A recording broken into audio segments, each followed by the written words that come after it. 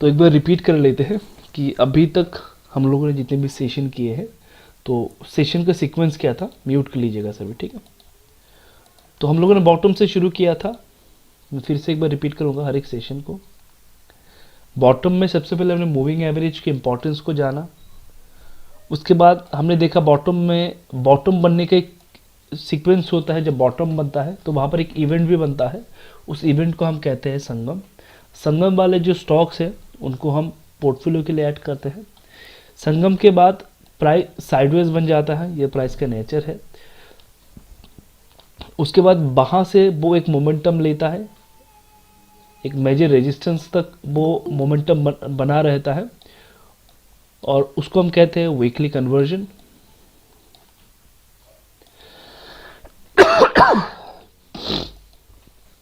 उस इवेंट को हम कहते हैं वीकली कन्वर्जन।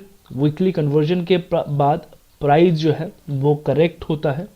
दो तरीके से करेक्ट होता है, या तो वो टाइम वाइज करेक्शन पे जाएगा या तो वो प्राइस वाइज करेक्शन पे जाएगा।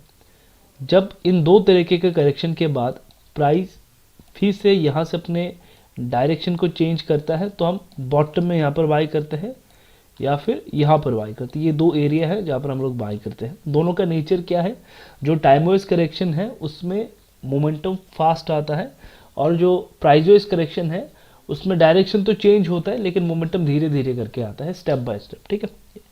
उसके बाद यहाँ से प्राइस जो है वो निकलता है। तो जब हमने बॉटम में खरीदा तो हमारा पहला टारगेट क्या था, ये वाला। जब हमने कन्वर्जन पे खरीदा तो हमारा टारगेट क्या था, ये वाला। जब हमने स्टेशन पे खरीदा, वीकली स्टेशन पे खरीदा, तो हमारा टारगेट क्या होगा, जहाँ से ये ट्रेंड जो है वो शुरू हुआ था वो हमारा टारगेट होगा। अब वो टारगेट मिनिमम 20% का होना चाहिए, मैक्सिमम कुछ भी हो सकता है, ठीक है, मिनिमम 20% का होना चाहिए। तो वीकली स्टेशन वाले स्टॉक को हम यूज़ करते हैं स्विंग के लिए, कन्वर्जन वाले स्टॉक हम यूज़ करते हैं पोजिशनर के लिए, और जिन स्टॉक में संगम बनता है उन स्टॉक को हम यूज़ करते हैं पोर्टफोलियो के लिए, कभी कभी इन्वेस्टमेंट के लिए हम लेके जाते हैं। तो ये है सीक्वेंस। अभी तक कितने सेशन हम लोगों ने कंप्लीट किया हुआ है। अब जब प्राइस अपने ऑल टाइम हाई पे आ चुका है, उसके बाद वो कहाँ जाएगा, मैं ये मान के चलता हूँ कि यहाँ से एक ब्रेकआउट भी आया। अब इस ब्रेकआउट का टारगेट क्या होगा, कैसे लगाएंगे इसका टारगेट, किसको पता है कि इसको कहाँ तक होल्ड करना है, किसी को नहीं पता कि ये कहाँ तक जाएगा। अगर ये मल्टीबैगर वाला रिटर्न भी देगा तो यहाँ से कितना ऊपर जाएगा वो किसी को नहीं पता। तो इसके लिए हम स्ट्रेंथ को समझने की कोशिश करते हैं कि स्ट्रेंथ का सपोर्ट कहाँ पर है, स्ट्रेंथ का रेजिस्टेंस कहाँ पर है। मार्केट में जो स्ट्रेंथ है, प्राइस में एक स्ट्रेंथ होता है, कोई भी प्राइस, जैसे कि अभी कहते हैं कि लोग डॉलर पे स्ट्रेंथ है, फिर रुपीस में स्ट्रेंथ नहीं है। तो ये जो प्राइस का एक स्ट्रेंथ है उसको हम चेक करते हैं। प्राइस का जो स्ट्रेंथ है उसका भी रेजिस्टेंस होता है, उसका भी सपोर्ट होता है। वो उन्हीं रेजिस्टेंस और सपोर्ट के बीच ही चलता है जो हम देख नहीं पाते, ठीक है। आज के सेशन में हम समझेंगे उन स्टॉक्स के बारे में जो अपने ऑल टाइम हाई को ब्रेक कर रहा है या फिर ब्रेक कर चुका है, या तो वो ब्रेक करने वाला होगा, ब्रेक करने वाला होगा मतलब ये एरिया, या तो वो ब्रेक करने वाला है। तो ब्रेक करेगा कि नहीं करेगा इसका कंफर्मेशन, और दूसरा अगर उसने ब्रेक कर दिया है तो वो कहाँ तक जाएगा उसको समझेंगे, ठीक है। तो ये ऑल टाइम हाई वाला सिचुएशन है। इस पर्टिकुलर मेथड को हम और भी जगह पे यूज़ कर सकते हैं, ठीक है। अभी फिलहाल ऑल टाइम हाई पे समझ रहे हैं हम लोग। तो इसमें हम क्या करते हैं, स्ट्रेंथ को समझने के लिए हम यूज़ करते हैं RSI को। RSI को यूज़ करते हैं हम लोग स्ट्रेंथ को समझने के लिए। अगर आप आज का सेशन एकदम छोटा होगा, जब कभी भी कोई भी स्टॉक अपने ऑल टाइम हाई को ब्रेक करता है, तुरंत हम उस जगह पे जाके चेक करते हैं कि उसके पास स्ट्रेंथ का रेजिस्टेंस कहां पर है। वो जो पर्टिकुलर स्टॉक है उसका एक स्ट्रेंथ होगा, उस स्ट्रेंथ का रेजिस्टेंस कहां पर है वो चेक करते हैं हम जाके। और स्ट्रेंथ का रेजिस्टेंस क्या है, अगर आप गौर करके देखें, इसका पहला रेजिस्टेंस कहां पर था, ये एक रेजिस्टेंस था, गौर करके चेक करें, ये एक रेजिस्टेंस था।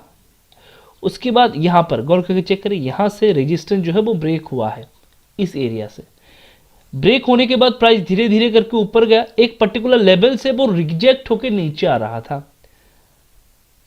गौर करके चेक करें, ये भी प्रीवियस रेजिस्टेंस था। तो स्ट्रेंथ का भी रेजिस्टेंस होता है। जब कभी भी हम किसी भी स्टॉक को ऑल टाइम हाई पे खरीदते हैं, ब्रेकआउट के समय जब वो ऑल टाइम हाई को ब्रेक कर रहा है, उस समय में हम क्या करते हैं, हम देखते हैं कि जो स्ट्रेंथ है उसका रेंज कहाँ पर है, वो कहाँ तक जा सकता है। ठीक है, वो कहाँ तक जा सकता है, उसका रेंज कहाँ पर है। हम स्ट्रेंथ का सबसे पहले देख लेते हैं, रेजिस्टेंस कहाँ पर है, सपोर्ट कहाँ पर है। अब यहाँ पर एक सीक्वेंस में बताने वाला हूँ, पॉइंट को नोट करेगा। ठीक है, सीक्वेंस को नोट करिएगा। जब कोई स्टॉक अपने रेजिस्टेंस को ब्रेक करके, स्ट्रेंथ का जो रेजिस्टेंस है, पिछला जो रेजिस्टेंस है ऑल टाइम हाई पे, जब उस रेजिस्टेंस को ब्रेक करके जा रहा होता है, ठीक है, इसको मैं थोड़ा सा मार्क कर दूं, जब वो अपनी प्रीवियस रेजिस्टेंस को ब्रेक करके जा रहा होता है, उस एरिया पे एक सीक्वेंस बनता है। इसको नोट करिएगा, उस एरिया पे एक सीक्वेंस बनता है। वो सीक्वेंस ये है कि वो जो एरिया है उस एरिया पे, मतलब ये वाला एरिया, गौर करके चेक करें, वो जो एरिया है उस एरिया पे होगा ये कि वीकली टाइम फ्रेम पे जो RSI है, जो स्ट्रेंथ है, वो 60 के आसपास होगा। वो 60 के आसपास होगा वीकली टाइम फ्रेम पे। डेली टाइम फ्रेम पे वो अभी ओवरसोल्ड से, ओवरसोल्ड मतलब ये जो नीचे वाला हिस्सा है, जब किसी भी प्राइस में डिमांड नहीं होता तो वो ओवरसोल्ड एरिया पे चला जाता है। तो क्या होगा, वो डेली टाइम फ्रेम पे ओवरसोल्ड से जस्ट अभी डायरेक्शन चेंज करके वो निकल रहा होगा। पॉइंट को नोट करेगा, वीकली में वो 60 के आसपास होगा, डेली में वो जस्ट अभी 40 से बाउंस बैक करके ऊपर आ रहा होगा, और मंथली में वो क्या कर रहा होगा, मंथली वो इस रेजिस्टेंस एरिया को ब्रेक कर रहा होगा। अब इस इवेंट को यहाँ पर हम एक बार चेक करते हैं। ठीक है, ये वही स्टॉक है जिनको हम लोगों ने लिया था, जिनको हम लोगों ने दिया हुआ है। ठीक है, उन्हीं स्टॉक के बारे में हम लोग बात करेंगे। तो जब ये ब्रेकआउट हो रहा था, जब यहाँ से वो ऊपर जा रहा था, सबसे पहले तो उसने ब्रेकआउट किया, ये वाला ब्रेकआउट हो चुका है। चलिए, अब ब्रेकआउट के बाद वो नीचे आया, नॉर्मल सी बात है, ब्रेकआउट के बाद प्राइस नीचे आता है। अब यहाँ से वो ऊपर जाएगा कि नहीं जाएगा, वो है इंपॉर्टेंट चीज। यहाँ पर हम क्या करते हैं, उस समय में सबसे पहले हम जाके चेक करते हैं मंथली टाइम फ्रेम पे स्पेस है या नहीं है। उसके बाद हम क्या करते हैं, तैयार हो जाते हैं ऐसे एरिया पे, जब ये बाउंस बैक करके जा रहा होता है, इस जगह पे एक इवेंट बनता है कि वो 60 के आसपास होगा। गौर करके चेक करें, वो 60 के आसपास होगा, और उसी जगह पे वो 60 के आसपास होगा जिस दिन वो ब्रेक कर रहा होगा इस एरिया को। पॉइंट को नोट करिए, जिस दिन वो ब्रेक कर रहा होगा उस समय पे, उस कैंडल के आसपास वो 60 के आसपास होगा। और डेली टाइम फ्रेम पे वो थोड़ी देर पहले ही 40 से बाउंस बैक करके आया है, थोड़ी देर पहले ही 40 से बाउंस बैक करके आया है। कौन सा एरिया है, चलिए ये वाला एरिया है। थोड़ी देर पहले मतलब गौर करके चेक करें, थोड़ी देर पहले मतलब ये एरिया, थोड़ी देर पहले वो 40 से बाउंस बैक करके आया हुआ है। प्रॉपर एंट्री जो बनता है वो ब्रेकआउट से पहले यहां पर ही बन जाता है, जब वो ब्रेक करने के लिए रेडी हो रहा है, हम तभी एंट्री कर सकते हैं। कभी कभी जब हमें पता चल जाता है कि स्टॉक का डायरेक्शन चेंज है, तो इतना इंतजार नहीं करते कि ब्रेकआउट हो उसके बाद खरीदे, उतना इंतजार ही नहीं करते। जब वो 40 से बाउंस बैक करके आ रहा था, आप लोगों ने देखा होगा रिसेंटली हमारे एक स्टूडेंट ने एक स्क्रीनशॉट शेयर किया था, तो एक सेटअप उन्होंने वहां पर दिखाया हुआ था। अगर आप गौर करके चेक करें, सेम सेटअप है। ठीक है, प्रॉफिट मोटिवेशन सेक्शन में उन्होंने ये शेयर किया था, सेम पैटर्न है।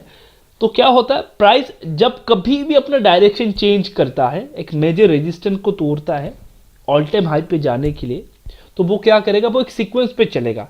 वो मंथली में उस रेंज को ब्रेक कर रहा होगा, और डेली में क्या कर रहा होगा, 40 से बाउंस बैक करके आया होगा, 60 पे वो वीकली के आसपास, वीकली पे वो 60 के आसपास होगा, वीकली टाइम फ्रेम पे वो 60 के आसपास होगा, जो ये एरिया है जब वो ब्रेक कर रहा है। उसके बाद हम क्या करेंगे, हम शिफ्ट हो जाएंगे मंथली टाइम फ्रेम पे, क्योंकि हमने देखा मंथली पे। अब आप लोगों ने कई बार देखा होगा आप लोगों ने कि मैं कभी कभी ऐसे एक ट्रेंड लाइन ड्रॉ कर देता हूं, और प्राइस को यहाँ पर खरीदते हैं, ट्रेंड लाइन ऐसे ड्रॉ किया जाता है। कई बार आप लोगों ने देखा होगा वो जो कैलकुलेशन है कि वो प्राइस कहाँ तक जाएगा, वो यहाँ से कैलकुलेट होके आता है। कि हम कैसे बता देते हैं कि वो यहाँ से कहाँ तक जाएगा, वो हम कैलकुलेट कैसे करते हैं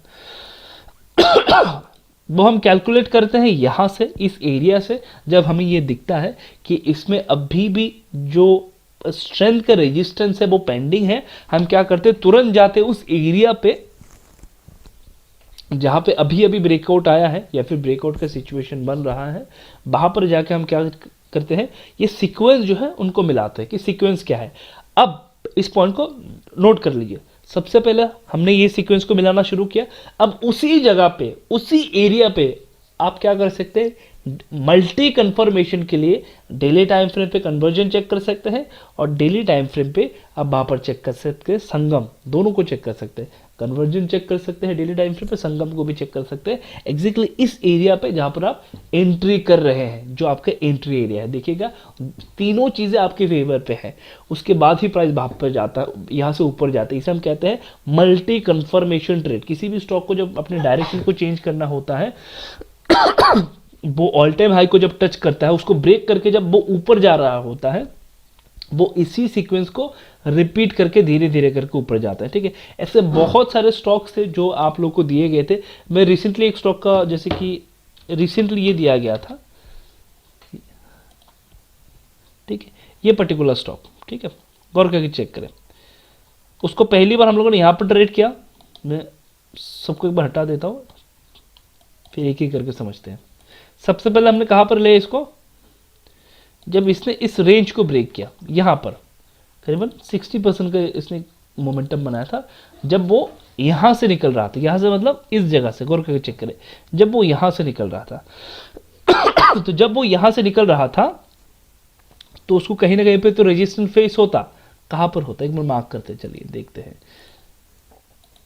अगर आप गौर करके चेक करें, ये प्रीवियस रेजिस्टेंस था, ये पूरा एरिया जो था वो प्रीवियस रेजिस्टेंस एरिया था।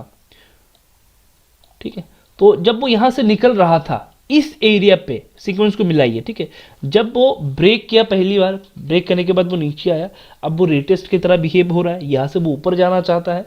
अगर वो यहां से ऊपर जाना चाहता है तो सबसे पहले इसको क्या करना होगा, सबसे पहले जो सीक्वेंस हमने बताया है उसको रिपीट करना होगा। इसी एरिया पे वो 60 के आसपास होगा वीकली टाइम फ्रेम पे। चलिए देखते हैं, इसी एरिया पे वो 60 के आसपास होगा, मतलब ये जोन जब वो ब्रेक कर रहा होगा वो किसके के आसपास होगा, 60 के आसपास। जब वो ब्रेक कर रहा था किसके आसपास था, 60 के आसपास था। गौर करके चेक कर, जब वो ब्रेक कर रहा था वो 60 के आसपास था और इससे थोड़ी देर पहले ही वो डेली टाइम फ्रेम पे ओवरसोल्ड से निकला होगा।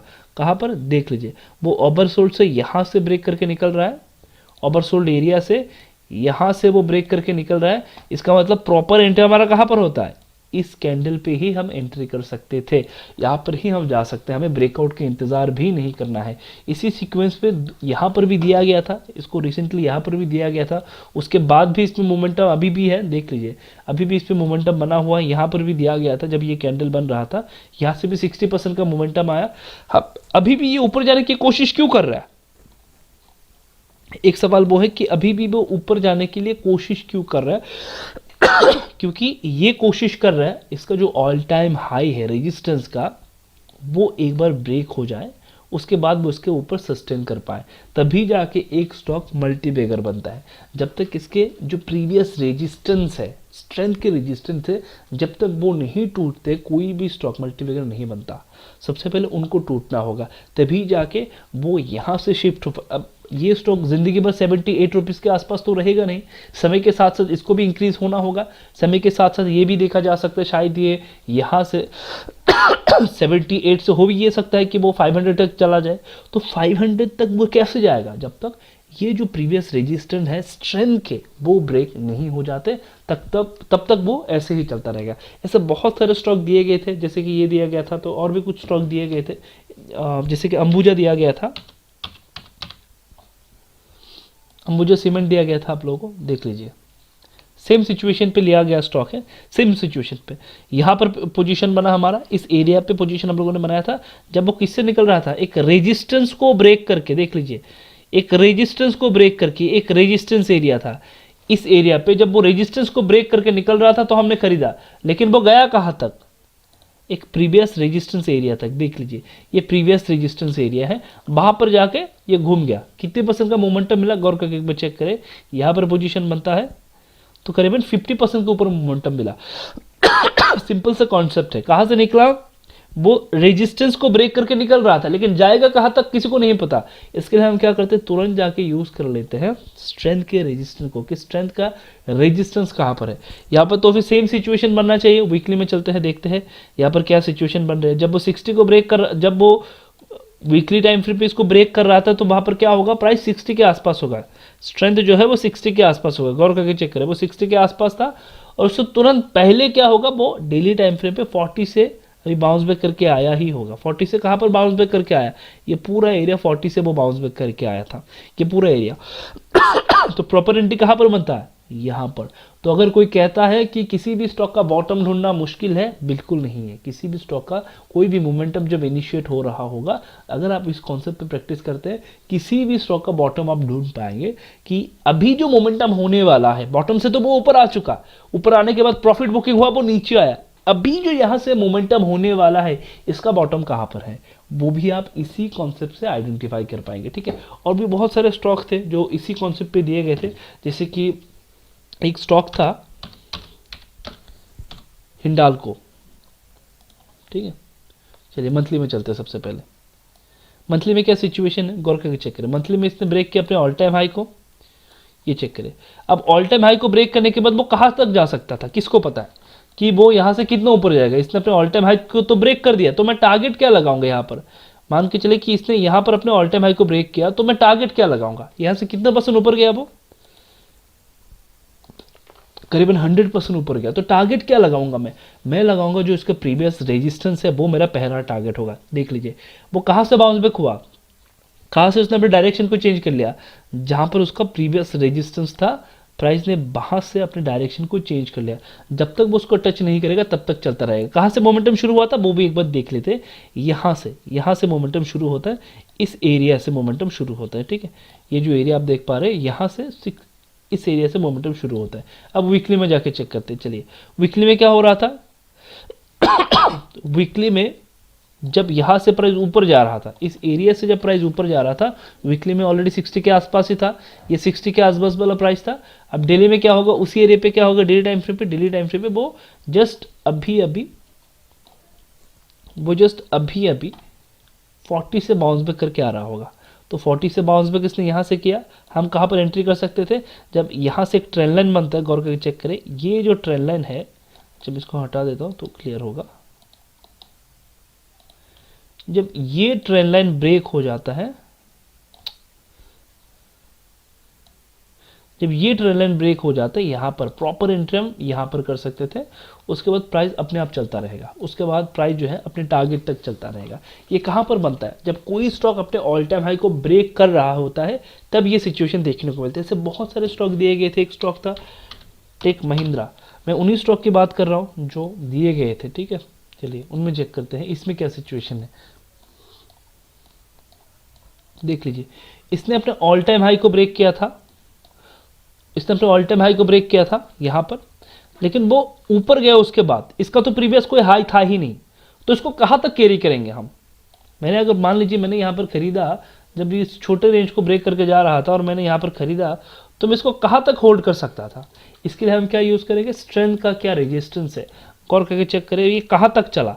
जब तक वो जो रेजिस्टेंस है, जब तक वो नहीं आ गया, तब तक वो चलता रहा। यहाँ से इसने मोमेंटम इनिशिएट किया, इस एरिया से इसने मोमेंटम बनाना शुरू किया। इसका मतलब यहाँ पर क्या सीक्वेंस बनेगा, वीकली में वो 60 के आसपास होगा, उसी जगह पे।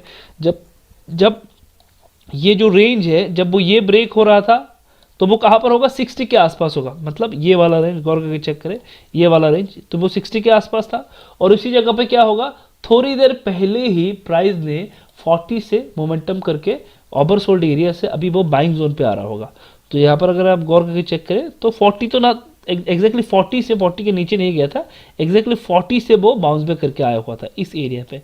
जब वो इस ट्रेंड को ब्रेक करके जा रहा होगा, हम एग्जैक्टली बॉटम में बाय कर लेंगे। यहाँ पर हम बाय कर लेते हैं, इस एरिया पे बाय करते हैं, उसके बाद वो अपने हिसाब से चलता रहता है। हमेशा याद रखिए, जब किसी स्टॉक को किसी स्टॉक में मैं स्ट्रेंथ को चेक करता हूं तो सबसे पहले मंथली में चेक करता हूं। डेली टाइम फ्रेम को हम सिर्फ यूज करेंगे एंट्री के लिए, टारगेट के लिए भी नहीं, फिर किसी और चीज़ के लिए यूज़ नहीं करेंगे। डेली टाइम फ्रेम को सिर्फ इसलिए यूज़ करेंगे ताकि हमें एक एंट्री, प्रॉपर एंट्री मिले। तो प्रॉपर एंट्री के लिए सिर्फ हम डेली टाइम फ्रेम को यूज़ करेंगे, उसके बाद देखना ही नहीं है, उसके बाद और देखना ही, उसके बाद शिफ्ट हो जाना वीकली पे और मंथली पे, उसके बाद देखना ही नहीं है। तो इस कॉन्सेप्ट पे जब हम काम करेंगे, टारगेट यही होगा, जब हम एंट्री करेंगे डेली टाइम फ्रेम पे करेंगे, जब वो स्टॉक को एनालाइज कर रहे हैं मंथली में कर रहे हैं, प्रॉपर एरिया आइडेंटिफाई करने के लिए वीकली में आएंगे, उसके बाद जब एंट्री कर रहे हैं डेली टाइम फ्रेम पे एंट्री करेंगे, उसके बाद देखना ही नहीं है कि डेली टाइम फ्रेम जो है वो क्या कर रहे हैं, उससे हमें कोई लेन देन नहीं है। उसके बाद टारगेट जो है जिस हिसाब से हमने कैलकुलेट किया था, टारगेट उस हिसाब से आएगा। अगर मैंने मंथली में देखा हुआ है तो टारगेट जो है धीरे धीरे करके मंथली में आएगा। ये उन सिचुएशन के लिए है जो ऑल टाइम हाई को ब्रेक करके निकल रहे हैं, ठीक है। और भी बहुत सारे स्टॉक्स थे जो आप लोगों को दिए गए थे, जैसे कि एक स्टॉक था, मैंने भी पर्सनली वहां पर ट्रेड किया था, इस पर्टिकुलर स्टॉक में मैंने भी ट्रेड किया था, दिखा देते हैं, चलिए गौर करके चेक करें। इसने अपने ऑल टाइम हाई को ब्रेक किया था। अब जब इसने ऑल टाइम हाई को ब्रेक किया है, उसको कहाँ तक होल्ड करना है, वो कहाँ तक जाएगा, वो किसको पता है कि वो यहाँ से कितने ऊपर जा सकता है। यहाँ पर एक बार देख लेते हैं कितने परसेंट का मोमेंटम था, 70% के आसपास मोमेंटम था। तो 70% का मोमेंटम ऑल टाइम हाई पे कोई तो जाएगा भी नहीं डर के मारे। अगर यहाँ से 20% भी मिला, लोग निकल जाएंगे कि ये तो ऑल टाइम हाई पे कभी भी गिर सकते हैं, कभी भी प्रॉफिट बुकिंग आ सकते हैं। अब समझते हैं हम कैसे ऐसे स्टॉक को पेशेंस के साथ होल्ड करते हैं। हम क्या करते हैं, हम आइडेंटिफाई करते हैं इसके रेजिस्टेंस को, स्ट्रेंथ का क्या रेजिस्टेंस है, ठीक है, स्ट्रेंथ का क्या रेजिस्टेंस है। गौर करके चेक करें वो कहाँ से मुड़ गया, उसका डायरेक्शन कहाँ से चेंज हो गया। इससे पहले जहां पर उसने रेजिस्टेंस बनाया था, स्ट्रेंथ का जहां पर रेजिस्टेंस था, एग्जैक्टली वो वहां से मुड़ गया। उसी एरिया से वो क्या किया, उसने क्या किया, उसने अपने डायरेक्शन को चेंज कर लिया। अब जब यहां से वो ब्रेक कर रहा था, जब वो इस एरिया से जा रहा था, मैं या फिर इस एरिया से जा रहा था, ये जो एरिया है इसको आइडेंटिफाई करते, इसको छोड़ देते, इसको ही देखते। जब वो इस एरिया से जा रहा था तो क्या सिचुएशन था, क्या वो 60 के आसपास था जब वो ब्रेक करके जा रहा था। चलिए चेक करते हैं, ठीक है। ये वाला एरिया है, जब वो ब्रेक कर रहा था वो 60 के आसपास था। ये प्राइस जो है वो 60 के आसपास वाला रेंज है, 60 के आसपास वाला प्राइस है। अब यहाँ पर क्या होगा, वो रिसेंटली 40 से बाउंस बैक करके आया होगा उसी एरिया पे। चलिए वो भी चेक करते हैं। रिसेंटली वो क्या कर रहा होगा, 40 से बाउंस बैक करके आ रहा होगा। देख लीजिए वो 40 से बाउंस बैक हुआ, फिर यहाँ से जब वो अपने रेंज को शिफ्ट कर रहा है, हम लोग यहाँ पर एंट्री कर लेते हैं। जब भी वो बाउंस बैक करता है, इस एरिया पे एक छोटा सा ट्रेंड लाइन ड्रॉ करके हम यहाँ पर खरीद लेते हैं, स्ट्रेंथ के साथ एंट्री करते हैं, उसके बाद छोड़ देते हैं जब तक मंथली टाइम फ्रेम पे या फिर वीकली टाइम फ्रेम पे हमारा मेजर रेजिस्टेंस नहीं आ जाता, तब तक हम इसको कैरी करते हैं, तब तक इसको छोड़ देते हैं। अभी अपने हिसाब से चलेगा जब तक इसका टारगेट नहीं आ जाता या अपने डायरेक्शन में चलेगा। तो एंट्री हम करते कैसे, डेली टाइम फ्रेम पे, उसके बाद छोड़ देते हैं मंथली टाइम फ्रेम पे। और एक स्टॉक दिया गया था, ऐसे बहुत सारे स्टॉक तो दिए गए थे, मुझे जितना याद है मैं उन्हीं स्टॉक के बारे में बात कर रहा हूँ। जैसे कि टाटा स्टील को भी दिया गया था। चलिए टाटा स्टील को भी चेक करते हैं। इसने अपने रेंज को ब्रेक किया, ये इसका एक रेंज था, यहाँ से ब्रेक हुआ। अब यहाँ से कितना ऊपर जा सकता था, किसको पता है। क्या ये पहला टारगेट होता, उसके बाद छोड़ देते, ये तो यहाँ से भी और ऊपर गया। कितना ऊपर गया, कितने परसेंट का रिटर्न इसने बना के दिया इस एरिया से, ऑल टाइम हाई से। इस एरिया से इसने करीबन 125% का रिटर्न बना के दिया। तो कैसे आइडेंटिफाई करते हैं, कुछ नहीं करना है, सिर्फ देखना है कि जब ये अपने ऑल टाइम हाई को ब्रेक कर रहे हैं, इसके बाद स्ट्रेंथ जो है उसका रेजिस्टेंस कहाँ पर है, गौर करके चेक करें उसका रेजिस्टेंस कौन से एरिया पे है, और वो जो स्टॉक है कहाँ से घूम गया है, गौर करके चेक करें। ये इसका मेजर रेजिस्टेंस था। जब तक वो रेजिस्टेंस नहीं आया तब तक वो चलता रहा, रेजिस्टेंस आ गया तो इसने धीरे धीरे करके अपने डायरेक्शन को चेंज कर लिया, धीरे धीरे करके डायरेक्शन को चेंज कर लिया। अब रिसेंटली भी दिया गया था, ये भी एक सवाल है सर, इसको तो रिसेंटली भी दिया गया है, क्या लॉजिक है, किस कारण से दिया गया है, ठीक है। अब ये तो पता चल चुका है यहाँ पर सेम इवेंट है, इसी जगह पे सेम इवेंट बन रहा होगा। एक बार इसको कंप्लीट कर लेते हैं, वीकली टाइम फ्रेम पे जाते देखते हैं सेम इवेंट है या नहीं है। जब ये यहाँ से निकल रहा था तो क्या हो रहा होगा, वो 60 के आसपास होगा, गौर करके चेक करिए, ये वाला प्राइस 60 के आसपास। और यहाँ पर क्या होगा, वो डेली टाइम फ्रेम पे 40 से बाउंस बैक करके आ रहा होगा, इस एरिया पे डेली टाइम फ्रेम पे वो 40 से बाउंस बैक करके आ रहा होगा। गौर करके चेक करें, ये वो रेंज था जब वो 40 से बाउंस बैक करके आ रहा था, ये वो रेंज था जब वो 40 से बाउंस बैक करके आ रहा था। तो हम कहाँ पर एंट्री करेंगे, जब वो 40 से बाउंस बैक करके आ रहा था इस एरिया पे ही हम एंट्री कर लेते हैं, मतलब इस एरिया पे। आप एक बार एंट्री करके देखिए और मुझे बताएगा कि स्टॉप लॉस कितने बार हिट होता है, ठीक है। आप एक बार इसी कॉन्सेप्ट में एंट्री करके देखें और मुझे बताएगा, अगर आप 10 स्टॉक लेते हैं, अब मुझे बताएगा ज़रूर कि कितने बार आपका स्टॉप लॉस गया है। स्टॉप लॉस के बारे में भी आगे चल के बात करेंगे, नेक्स्ट वीक स्टॉप लॉस के बारे में भी बात करेंगे। तो मुझे बताएगा ज़रूर इस कॉन्सेप्ट में एंट्री करने के बाद आपका स्टॉप लॉस कितनी बार जाता है, क्या वो 1 बार, 2 बार या 3 बार, एक बार ज़रूर बताएगा, ठीक है, कि कितने बार आपने देखा कि इस कॉन्सेप्ट पे प्रॉपर एंट्री लेने के बाद, प्रॉपर एंट्री यहाँ पर बनता है, इस कॉन्सेप्ट में प्रॉपर एंट्री लेने के बाद मेरा स्टॉप लॉस कितनी बार गया और मुझे रिटर्न जो मिला वो कितना परसेंट मिला, ठीक है। तो ये भी सेम कॉन्सेप्ट पे दिया गया था, इसमें भी सेम कॉन्सेप्ट है, एंट्री हमारा डेली टाइम फ्रेम पे हुआ। हाँ जी बोलिए। सर ये जो आपने टाटा स्टील में अभी नीचे आरएसए के ऊपर एक ट्रेंड लाइन बनाई थी ना, हम्म। मतलब उसके पीछे से क्या हमें बनानी है या फिर यहाँ से आपने बनाई है, मतलब इसका कैसे पता चलेगा? उसके पीछे से मतलब यहाँ से बनानी है क्या? हाँ हाँ हाँ, मतलब क्या ओके हम ओके अगर वहाँ ओके से ओ बनाते तो क्या ओ वो गलत हो जाएगा? ओके, चलिए एक ट्रेंड लाइन जी यहाँ से था, मैं ड्रॉ करके दिखाता हूँ ताकि आपको समझने में आसानी हो। एक ट्रेंड लाइन यहाँ से था तो मैं यहाँ पर भी बना सकता था, राइट। जी अब ये वो एरिया था जहाँ पर प्राइस क्या कर रहा था, रेंज शिफ्ट कर रहा था। मैं इसको थोड़ा सा अभी चेंज करके दिखाता हूँ। ये वो एरिया था जहाँ से प्राइस अपने रेंज को शिफ्ट कर रहा था, राइट। ये उस एरिया पे था जहाँ पर प्राइस क्या कर रहा था, अपने ऑल टाइम हाई को ब्रेक कर रहा था। अब वहाँ पर मुझे एंट्री करना था। यहाँ पर 2 ट्रेंड लाइन बन रहे हैं सर के हिसाब से, यहाँ पर भी एक ट्रेंड लाइन है, मैं यहाँ पर भी जा सकता हूँ। यहाँ पर जो मेरा एंट्री होगा वो इस प्राइस पे होगा, और मैं एडवांस अगर एंट्री करना चाहता हूँ तो मैं कहाँ पर कर सकता हूँ, मैं इस प्राइस पे कर सकता हूँ जब ये ट्रेंड लाइन ब्रेक हो रहा था, ठीक है। ये वाला ट्रेंड लाइन जब ब्रेक हो रहा था तो मैं यहाँ पर भी एंट्री कर सकता हूँ। एडवांस एंट्री मेरा यहाँ पर होगा इस एरिया पे। अब यहाँ पर होगा कि यहाँ पर होगा, कौन सा कंफर्मेशन है, किसमें ज़्यादा ट्रस्ट किया जा सकता है। मैं ज़्यादातर जो फॉलो करता हूँ, मैं कोशिश ये करता हूँ जब वो 40 से बाउंस बैक करके आ रहा है, जब वो एग्जैक्ट 40 से बाउंस बैक करके आ रहा है और उस दौरान अगर कोई भी छोटा ट्रेंड लाइन बन जाता है वहां पर, तो मैं वहां पर एंट्री कर लेता हूं। मैं इसका इंतजार नहीं करता कि मेजर ट्रेंड लाइन बने फिर मैं एंट्री करूं, मेजर ट्रेंड लाइन बने फिर मैं एंट्री करूं। जब वो 40 से ओवर सोल्ड से आ रहा होता है और छोटे ट्रेंड लाइन को वो ब्रेक कर देता है, मैं वहां पर एंट्री कर लेता हूं। इसके पीछे जो कारण था वो ये था, अब इस प्राइस को, जैसे कि ये वाला प्राइस, ठीक है, चलिए देखते हैं।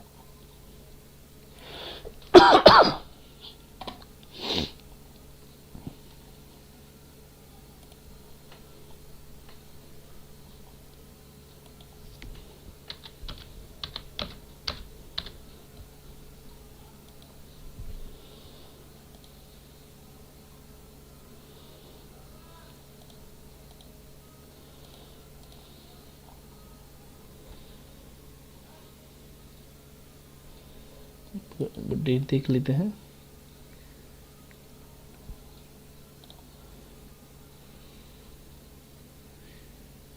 ये वाला, ठीक है, ये वाला रेंज, ठीक है,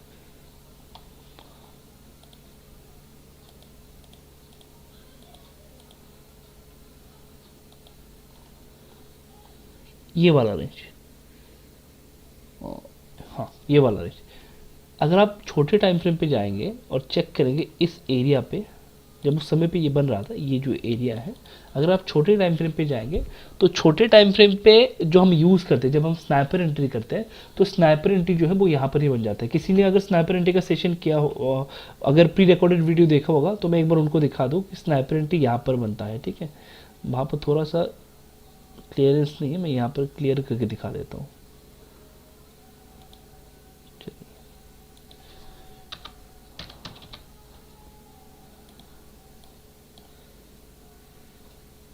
मैं इसको एक बार मार्क कर दूं।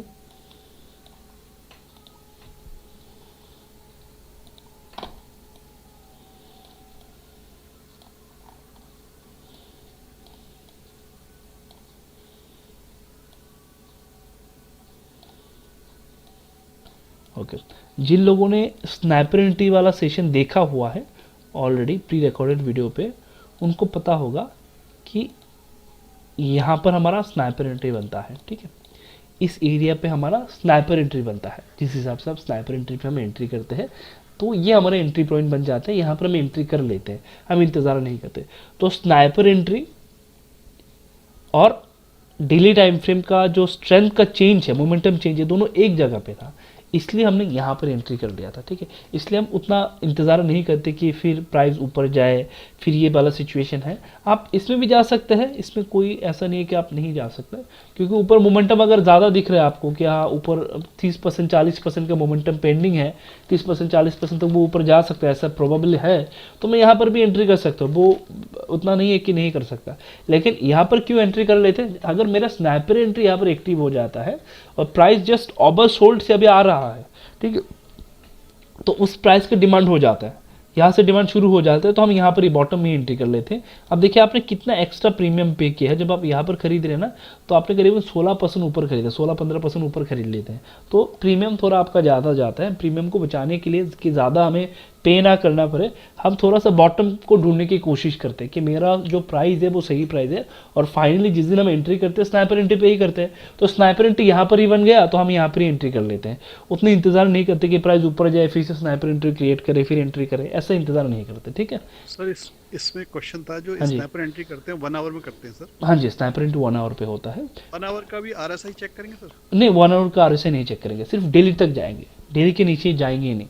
आरएसआई जो हम जाएंगे सिर्फ डेली तक जाएंगे, डेली टाइम फ्रेम तक जाएंगे। जहाँ पर स्नाइपर एंट्री बन रहा है, जिस एरिया पे बन रहा होगा, सबसे पहले तो हम डेली टाइम फ्रेम लगा के रखेंगे। जब कोई भी स्टॉक ऑल टाइम हाई के आसपास होगा तो डेली टाइम फ्रेम लगा के रखेंगे। वहाँ पर क्या करेंगे, स्नाइपर एंट्री हम लोग चेक करते रहते हैं कि स्नाइपर एंट्री कब बन रहा है, एंट्री कहाँ पर कर सकते हैं। जब स्नाइपर एंट्री बन रहा है और उसी जगह पे डेली टाइम फ्रेम पे उसने अपने डायरेक्शन को शिफ्ट किया है, तो तुरंत हम वहाँ पर एंट्री कर लेते हैं। हम उतना इंतज़ार नहीं करते कि एक्सपेंसिव हो, थोड़ा सा ऊपर जाए और ज़्यादा कन्फर्मेशन हो फिर लोग आए। आप देखेंगे बहुत बार मैंने ये कहा भी है और मैंने ये कई बार दिया भी है कि प्राइस ब्रेकआउट से पहले हम खरीद लेते हैं। ऐसा कई बार दिया गया, इस पर्टिकुलर स्टॉक को भी तो दिया गया था ब्रेकआउट से पहले।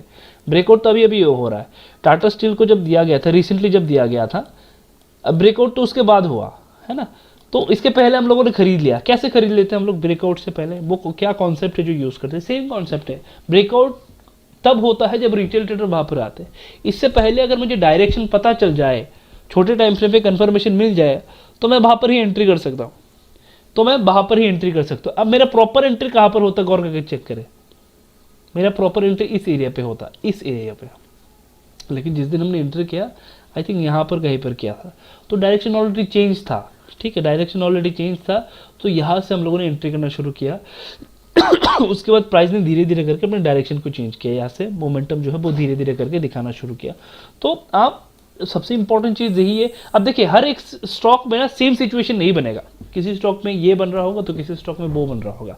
हर एक स्टॉक में सेम सिचुएशन नहीं बनेगा, ऊपर नीचे हो सकता है। इसको भी थोड़ा सा ध्यान में रखना है। ठीक है, क्लियर हुआ आपका पॉइंट? जी सर, एक क्वेश्चन। हाँ जी हाँ जी हाँ जी, बोलिए। सर, जो डेली टाइम फ्रेम में स्नाइपर एंट्री हो नहीं सकता क्या? नहीं, डेली टाइम फ्रेम पे स्नाइपर एंट्री नहीं होता है। Sniper entry 1 hour time frame पे होता है। सर, मेरा क्वेश्चन था कि आरएसआई जो मैक्सिमम 100% हो सकता है सर? मैक्सिमम 100% हो सकता है? किस चीज़ का? जैसे हम 80% होता है, हाँ, मैक्सिमम आरएसआई 100% से ऊपर तो नहीं जा सकता ना सर? कि नहीं, मतलब आप इस रेंज की बात कर रहे हैं कि वो कितना ऊपर जा सकता है? नहीं, एक आरएसआई जनरल बता रहा हूँ। जैसे आप कह रहे हैं 40 60 80, तो 100 से ऊपर आरएसआई जा सकता है नहीं जा सकता सर? 100 ही मैक्सिमम जाएगा? नहीं, इससे ऊपर भी आई थिंक यहाँ तक ही जाता है। मैंने अब से कभी देखा नहीं है। ठीक है कि 100 की।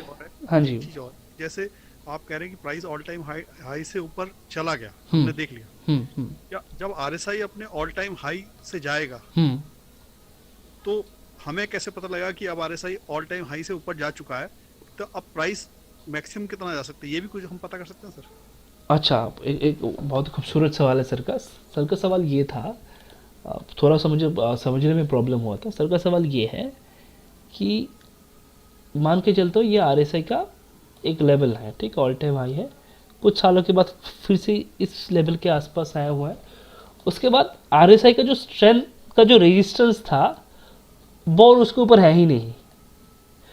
तो सर का सवाल ये है कि यहाँ से वो कितना ऊपर जा सकते, वो कैसे कैलकुलेट करें, राइट? यही सवाल था आपका? जब हमें ये पता लगेगा तभी हम प्राइस का भी डिटरमिनेशन कर सकते हैं कि हाँ प्राइस जी, कितना आपका सवाल यही था ना कि जी सर जी जब अपने जितने भी आरएसआई का जो स्ट्रेंथ का रेजिस्टेंस है जब वो ब्रेक हो जाएगा उसके बाद कहाँ तक जा सकते हैं, राइट? जी सर ओके, उसके बाद ये देखा गया है, उसके बाद वो मल्टीवेगर बनता है आने वाले समय में। ये देखा गया है, उसके बाद जब वो ये जितने भी, आई थिंक मैंने ये पॉइंट थोड़ा छोटा सा एक पॉइंट था, मैंने बता भी था ड्यूरिंग सेशन, नोटिस नहीं किया होगा आपने। ये देखा गया है जब वो अपने सारे रेजिस्टेंस को तोड़ देता है उसके बाद क्या होता है, वो आने वाले समय में वो मल्टीवेगर बनता है।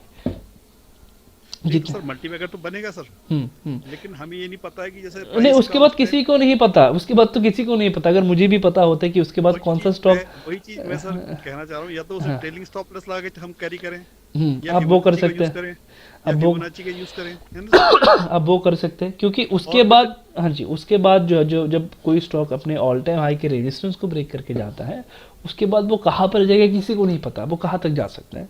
ठीक है, ऐसे तो बहुत सारे स्टॉक है जो ऐसे सीधे ऐसे आ गए, सीधे ऐसे आ गए, इसका कुछ हिसाब नहीं है, वो सीधे ऐसे जा गए।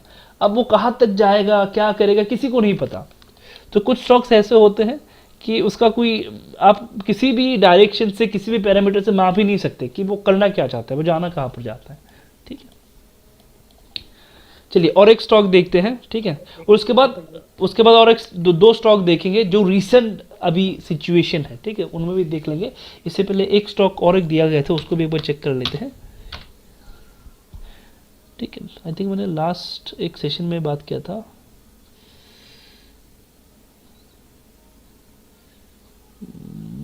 किसमें दिया गया था,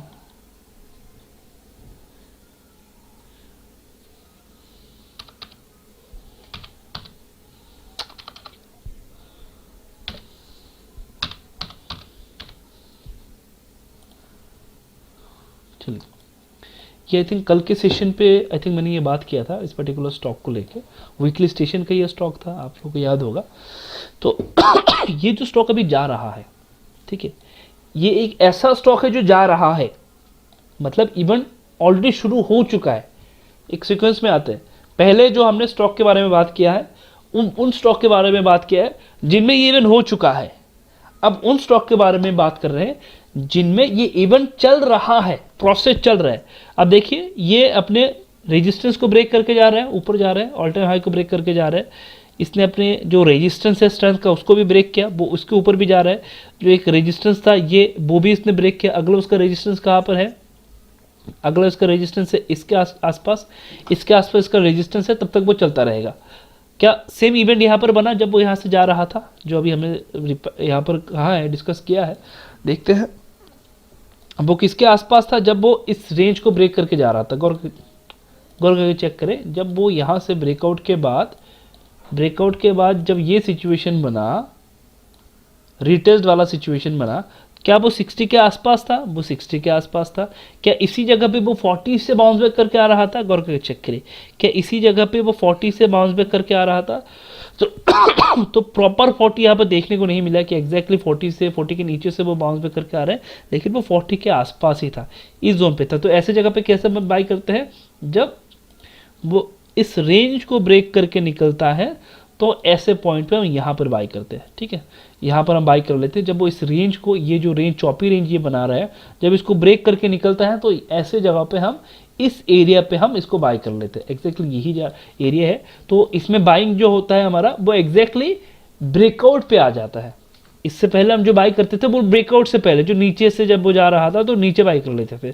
लेकिन कभी कभी प्राइस जो है वो एक जगह को होल्ड कर लेता है, उस दौरान जो हम बाई करते हैं, जब वो रेंज को ब्रेक करके, चौपी मार्केट की तरह रेंज को ब्रेक करके निकल रहा होता है तो हम बाई करते हैं। अब टारगेट क्या होगा, बाई तो कर ले हमने, यहाँ से वो कितने % ऊपर जा चुका है, जो कि चेक करते चले, यहाँ से वो कितने % ऊपर आ चुके हैं, करीबन 40% के आसपास।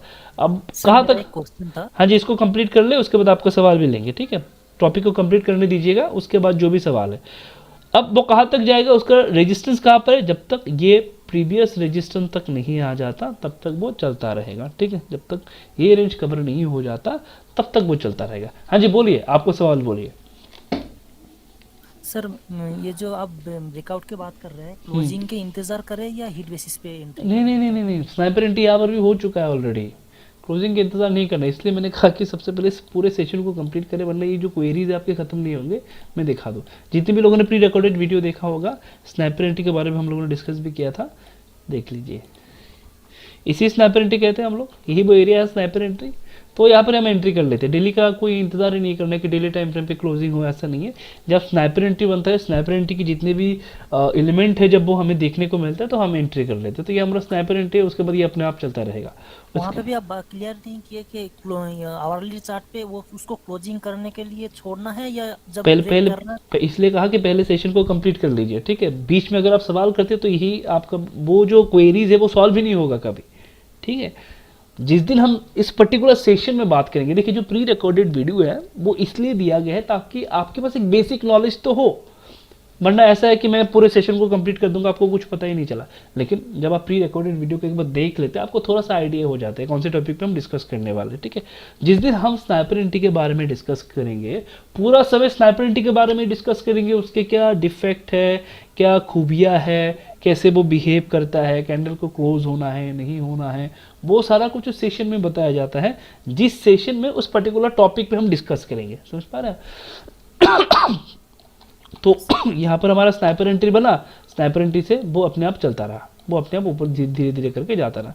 तो ये सिचुएशन भी देखने को मिलते हैं। तो ये कौन सा स्टॉक है जिसमें इवेंट शुरू हो चुका है? इससे पहले वाला स्टॉक क्या था? जिसमें इवेंट हो चुका है, इसमें शुरू हो चुका है। अब डिस्कस करेंगे जिसमें होने वाला है, पूरा सीक्वेंस मेंटेन करेंगे, ठीक है। जिसमें सिचुएशन जो है वो होने वाला है, जैसे कि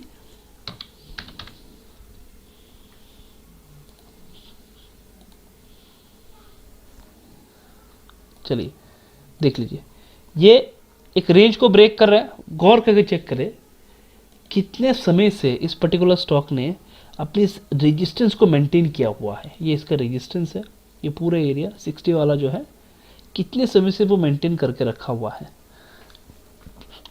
फाइनली ये देखने को मिल रहा है कि यहाँ से वो ब्रेक हो रहा है। कहाँ तक जा सकता है? ये उसका प्रीवियस हाई है, वहाँ तक वो जा सकता है। जब तक वो प्रीवियस हाई टच नहीं हो जाता तब तक वो चलता रहेगा। अब कंफर्मेशन भी तो एक चीज़ होती है कि ये सर कंफर्म है कि नहीं है, कि यहाँ से जाएगा कि नहीं जाएगा, नीचे भी आ सकता है। अब देखते चले छोटे टाइम फ्रेम पे आते हैं और समझते हैं।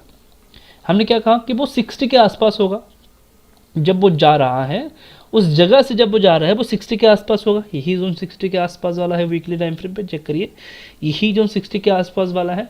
और डेली में क्या होगा, उसी एरिया के आसपास प्राइस क्या करेगा, उसी एरिया के आसपास वो 40 से बाउंस बैक करके आ रहा होगा। तो पहले एंट्री तो यहाँ पर मिलता, जो मिला नहीं। दोबारा एंट्री कहाँ पर मिलता? प्रॉपर एंट्री जब यहाँ से वो निकल रहा था, जब वो यहाँ से ब्रेक करके निकल रहा था, ये हमारा प्रॉपर एंट्री बन जाता। इस एरिया पे हम प्रॉपर एंट्री लेते। ये जो जब ये इसको ब्रेक करके निकल रहा था, इस एरिया पे हम प्रॉपर एंट्री कर सकते थे। उसके बाद ये अपने हिसाब से चलता। अब जिन लोगों को स्नाइपर एंट्री के बारे में पता है, ठीक है, जिन लोगों को स्नाइपर एंट्री के बारे में पता है, ये उनके लिए है। देख लीजिए स्नाइपर एंट्री और इसका कॉम्बिनेशन देखिए कितना डेडली है।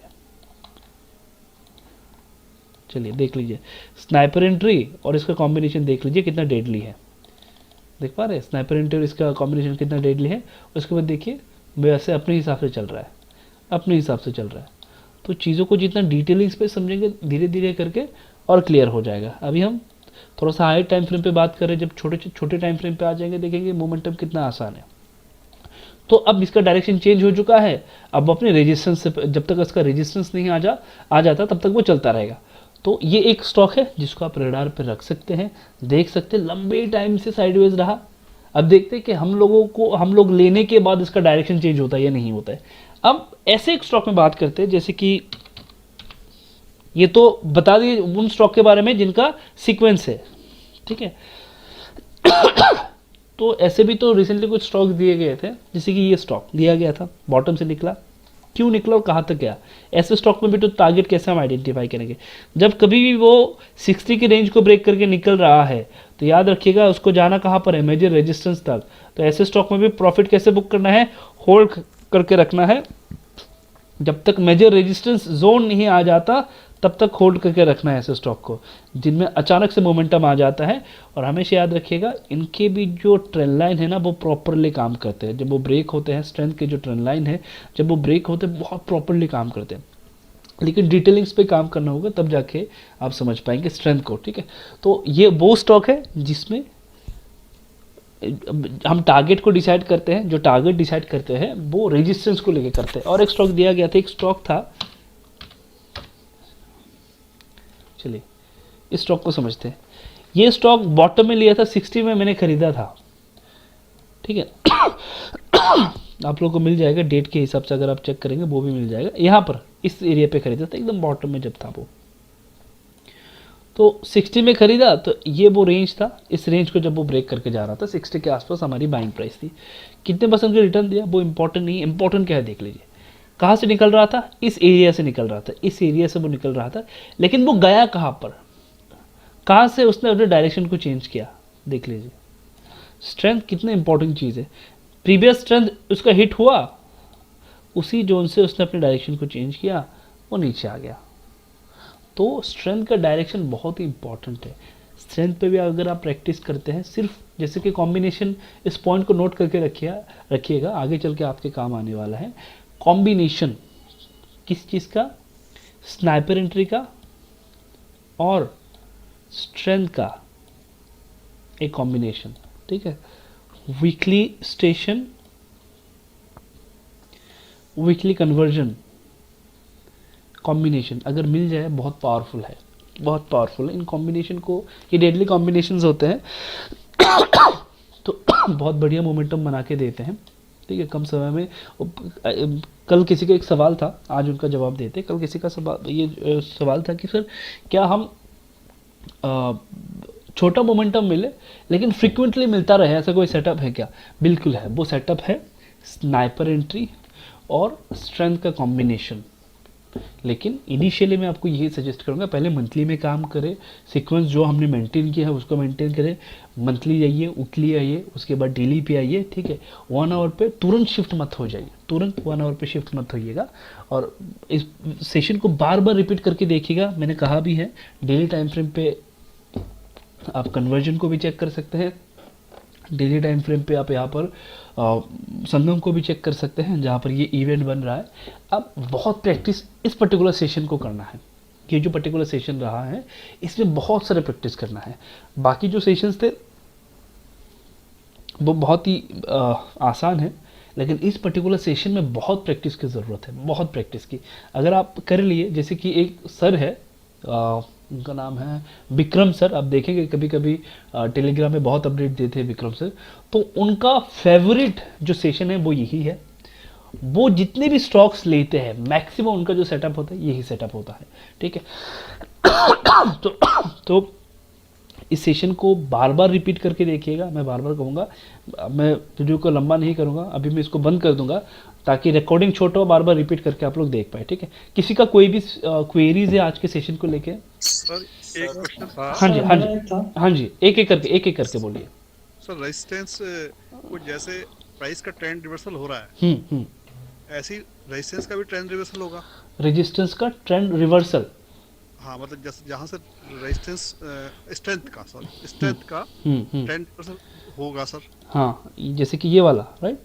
मतलब कोई भी हो सकता है सर। मेरा कहने का मतलब जैसे प्राइस का हम रिवर्सल देखते हैं, ऐसे स्ट्रेंथ का रिवर्सल देख के जो लोग एंडो में काम करते हैं सर, उसको कैसे यूज कर सकते हैं, उसका थोड़ा बताइए। स्ट्रेंथ जो रिवर्सल होता है वहाँ पर क्या होगा, वहाँ पर उल्टा कन्वर्जन बनता है। इस एरिया पे सबसे पहले जब कन्वर्जन बनेगा वो उल्टा कन्वर्जन बनेगा। डेली टाइम फ्रेम पे जाके एक बार चेक करिएगा। ठीक है, जब टॉप बनता है किसी भी स्टॉक में, ठीक है, जब वो, हमेशा याद रखिए इस कॉम्बिनेशन को याद रखिएगा। ठीक है, अरे ये नीचे कैसे आ गया? Hello sir. हेलो। हाँ जी बोलिए। रुक जाइए। ये रेजिस्टेंस का कॉन्सेप्ट 1 डे में काम करता है क्या? हाँ बता रहे हैं, रुक जाइए थोड़ा सा। अरे ये कहाँ गया? चलिए मैं पहले इसको रिपीट कर देता हूँ। सर का सवाल था कि जब वो रेजिस्टेंस से, स्ट्रेंथ के रेजिस्टेंस से नीचे आ रहा होगा, रिवर्स हो रहा होगा, वहाँ पर कंफर्मेशन कैसे ले? उस जगह पे क्या होगा, उस जगह पे डेली टाइम फ्रेम पे या फिर वीकली टाइम फ्रेम पे इसी एरिया पे कन्वर्जन देखने को मिलेगा। सबसे पहले कन्वर्जन उल्टा कन्वर्जन भी बनता है, हमने सीखा था, कन्वर्जन देखने को मिलेगा। कल के सेशन में हमने कहा था कि वीकली स्टेशन के नीचे आ जाएगा, उसी एरिया पे जब प्राइस वीकली स्टेशन के नीचे आ जाता है तो हमें ये पकड़ लेना है कि यहाँ से ही प्राइस जो है रिवर्स होने वाला है। कहाँ तक? 60 तक वो जाएगा। जो स्ट्रेंथ का 60 लेवल है वो वहाँ तक चलता रहेगा। जब तक वो 60 के आसपास नहीं आ जाता उसको, उस स्ट्रेंथ को वो रोक नहीं पाएगा। ठीक है, तो क्या करना है, पहले डेली टाइम फ्रेम और वीकली टाइम फ्रेम दोनों में उल्टा कन्वर्जन बनेगा। उसी एरिया पे क्या होगा, उसी एरिया पे प्राइस वीकली स्टेशन से नीचे आ जाएगा, जो आपका कंफर्मेशन है कि यहाँ से अब प्राइस शिफ्ट हो रहा है। हम इंतज़ार उसी एरिया तक करते हैं। जैसे कि एक स्टॉक, चलिए उल्टा, जब मैं इसको थोड़ा कट करके फिर से एक लगाता हूँ। सर मिर्जा में ही देखिए सर, मिर्जा में कैसे रेजिस्टेंस कर रहा है सर। चलिए एग्जैक्टली सेम और एक एग्जांपल भी देते हैं, मिर्ज़ा भी देते हैं और एक देते हैं। चलिए डायमंड भी सर जो ऑल टाइम हाई पे है, उसमें जो मेरा मतलब एक पोजीशन में थोड़ा उसको भी लगा के दिखाइए। थोड़ा प्रैक्टिस आप भी करिए, है ना। अरे ये क्या हुआ, ये उल्टा कैसे हो गया, क्या हो रहा है ये? सर वो उसके 3 डॉट्स है ना, उस पर क्लिक करके उसको वो जो मर्ज वाला ऑप्शन होता है ना वो हटा दीजिए। कहाँ पर क्लिक करना है?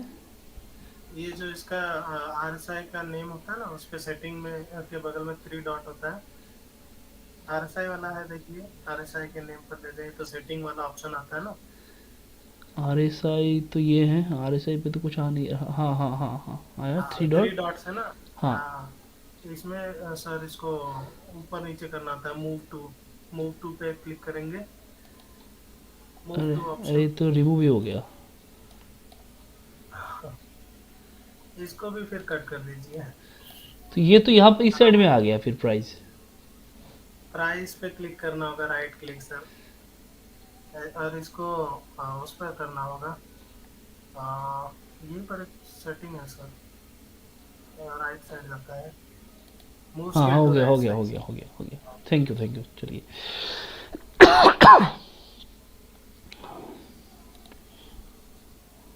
ओके चलिए देखते हैं। तो पहला जो सवाल था इसका सेटिंग से चलिए 60, हाँ चलिए। तो पहला सवाल था कि जब टॉप में वो बनता है वो कैसा सिचुएशन देखने को मिलता है। ये कहाँ पर बन रहा है, ब्रेकआउट के बाद ये यहाँ पर बन रहा है, जो उसका सपोर्ट जोन है। ब्रेकआउट के बाद रिटेस्ट वाला जोन है, यहाँ पर बन रहा है, वो 60 के आसपास आ गया। इसका मतलब क्या है कि प्राइस ओवरसोल्ड हो चुका है ऑलरेडी। देख लीजिए ओवरसोल्ड हो चुका है। तो ऐसे जगह पे क्या करना है, कभी भी गलती से भी ऐसे जगह पे अगर किसी को भी शॉर्ट सेलिंग का प्लान है, ऐसा यहाँ पर नहीं करना है। ये सपोर्ट जोन होता है, यहाँ पर देख सकते हैं इस जोन के आसपास। ठीक है, चलिए हमने क्या कहा था, कन्वर्जन होगा, क्या कहा था, कन्वर्जन होगा, और क्या कहा था, वीकली के नीचे आ जाएगा। कहाँ पर आया, यहाँ पर टॉप में बना, वीकली के नीचे आ जाएगा, उल्टा कन्वर्जन होगा।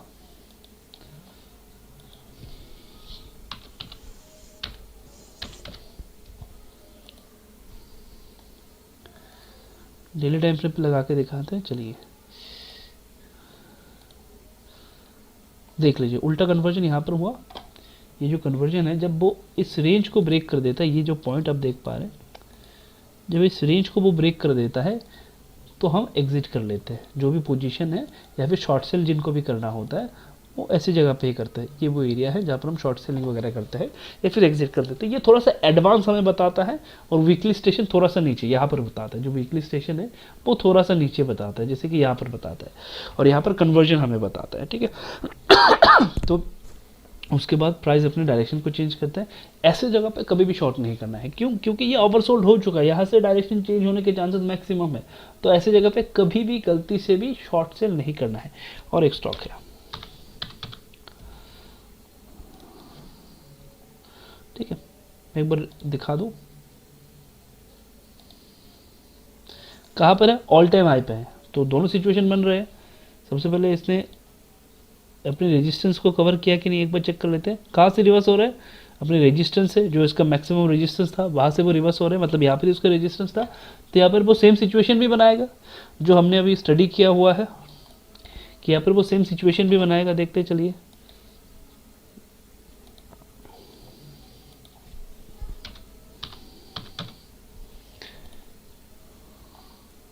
यहाँ पर वो क्या सेम सिचुएशन बना रहा है, देख पा रहे, समझ पा रहे,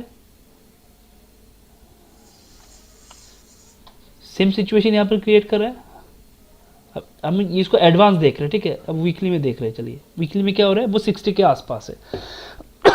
वीकली में वो 60 के नीचे है और कन्वर्जन उल्टा कर रहा है, मतलब यहाँ से नीचे आने के चांसेस मैक्सिमम है, मैक्सिमम है, ठीक है। तो इस हिसाब से हम आइडेंटिफाई कर लेते हैं कि टॉप कहाँ पर बन रहा है, बॉटम कहाँ पर बन सकता है। क्लियर हुआ आपका पॉइंट, समझ पाए? सर यार ऑल टाइम स्टॉक अगर जो है ऑल टाइम हाई स्टॉक, उसके बाद अगर मतलब जो कोई अगर जो बैड न्यूज़ आ जाती तो फिर क्या मतलब ये जो सारे पैरामीटर्स काम करते हैं? अगर कोई स्टॉक ऑल टाइम हाई पे है, सर का सवाल है, अगर कोई स्टॉक ऑल टाइम हाई पे है और किसी तरह से न्यूज़ जो है वो ख़राब हुआ है, बैड न्यूज़ है, तो क्या, हाँ, अल्ट्राटेक सीमेंट के बारे में न्यूज़ आ गया, अल्ट्राटेक सीमेंट के बारे में न्यूज़ आया हुआ है, तो क्या वो वहाँ पर सस्टेन कर पाता है? देखिए एक चीज़ का ध्यान रखें, अगर वो न्यूज़ मेजर कुछ नहीं है, ठीक है, जैसे कि एग्जांपल के लिए मैं 2 स्टॉक ले रहा हूँ, एक स्टॉक है कनारा बैंक, दूसरा स्टॉक है एक बैटरी था अमर राजा बैटरी, 2 स्टॉक में ले रहा हूँ, एक कनारा बैंक, एक अमर राजा बैटरी। अमर राजा बैटरी अगर आप देखें तो वो कंटिन्यूसली गिरता जा रहा है लास्ट 2 साल से। क्यों? क्योंकि उनका एक केस है जो अभी भी चल रहा है, जिस वजह से उनके जो स्टॉक्स है वो परफॉर्म नहीं कर पा रहे। अब मैं बात करता हूँ कनारा बैंक की। कनारा बैंक में एक न्यूज़ आया था, न्यूज़ में क्या हुआ, न्यूज़ ये था कि कनारा बैंक पे एक घोटाला हुआ, आई थिंक कुछ 500 करोड़ के आसपास कुछ घोटाला था, वहाँ पर कनारा बैंक भी शामिल था। अगले वाले दिन गैप डाउन ओपनिंग हुआ, प्राइस नीचे आया, अब प्राइस फिर से अपनी जगह पे है, धीरे धीरे करके रिकवरी भी हुई, प्राइस ऊपर भी आ चुका है। अब अगर किसी भी स्टॉक में मेजर कोई न्यूज़ है तो इसका इम्पैक्ट आ सकता है, एक पैनिक सेल आ सकता है अगर वो ऑल टाइम हाई की सिचुएशन पे है। अब जो दोनों जो एग्जांपल हमने दिया है तो उनको थोड़ा सा चार्ट पे देखते हैं। देखिए इवेंट बनने से पहले या फिर इवेंट जब चल रहा होगा प्राइस तैयार हो जाएगा वैसे ही। चलिए उनको चार्ट में देखते हैं। पहला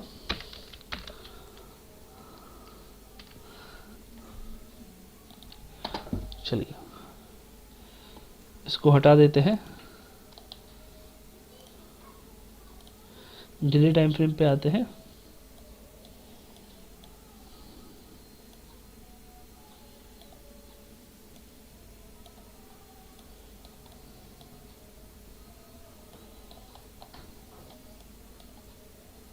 आई थिंक ये वाला गैप डाउन, ठीक है, आई थिंक ये वाला गैप डाउन,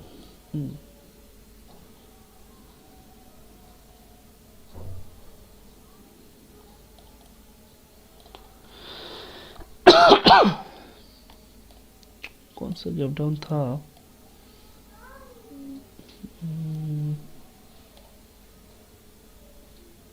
हाँ सॉरी ये वाला गैप डाउन, एक बार आप न्यूज़ भी चेक कर लीजिएगा, आई थिंक यही वाला गैप डाउन था, ये वाला गैप डाउन, ये वो एरिया है, ठीक है। कुछ न्यूज़ था 2021 का है, कुछ न्यूज़ था, गैप डाउन हुआ, 5000 करोड़ के आसपास कुछ घोटाला था जिसमें कनारा बैंक भी था, ये हेडलाइन पे था, गैप डाउन खुला, उसके बाद प्राइस ने तुरंत रिकवर कर लिया, वो उतना कुछ खास था नहीं, आई थिंक यही वाला था, तुरंत प्राइस ने रिकवर कर लिया, ज़्यादा कुछ 1-2 दिन का प्रेशर था, उसके बाद इसने तुरंत रिकवर कर लिया। लेकिन अगर जो प्रॉफिट में ड्रॉप अगर आ गया मतलब ईयर ऑन ईयर बेसिस पे, वहाँ पर क्या देखिए वो सिचुएशन, आगे बढ़ेगा शेयर? ओके चलिए उसमें बात करेंगे। अब इसको देखते हैं, अमर राजा बैटरी को देखते हैं, मैं मंथली का चार्ट लगाता हूँ तो आप देखेंगे, देखिए ये कंटिन्यूसली गिरता जा रहा है। जब इवेंट बना, जो केस का जो इवेंट बना न्यूज़ के बाद, देख लीजिए वो कैसे गिरता जा रहा है, वो कंटिन्यूसली गिरता जा रहा है। तो इस पॉइंट को समझना है कि अगर न्यूज़ मेजर इम्पैक्ट करने वाला है, अगर जो न्यूज़ है वो कुछ इम्पॉर्टेंट है, बहुत ज़्यादा इम्पॉर्टेंट है, तो स्टॉक के लिए दिक्कत है। जैसे कि एक सवाल था भी, क्वार्टर का अगर रिजल्ट कुछ खराब आया, तो अगर मैं क्वार्टर रिजल्ट की बात करूं तो कंपनी है, कंपनी बिजनेस सही भी कर सकता है, थोड़ा बहुत ऊपर नीचे हो सकता है, तो उन सारी चीज़ों पे ज़्यादा घबराना नहीं है, ठीक है।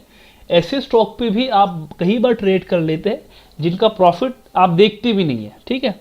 आप इसलिए इसका क्वार्टर रिजल्ट देख पा रहे हैं क्योंकि ये हाईलाइटेड कंपनी है, हाईलाइटेड स्टॉक है, इसलिए आप इसका क्वार्टर रिजल्ट देख पा रहे हैं।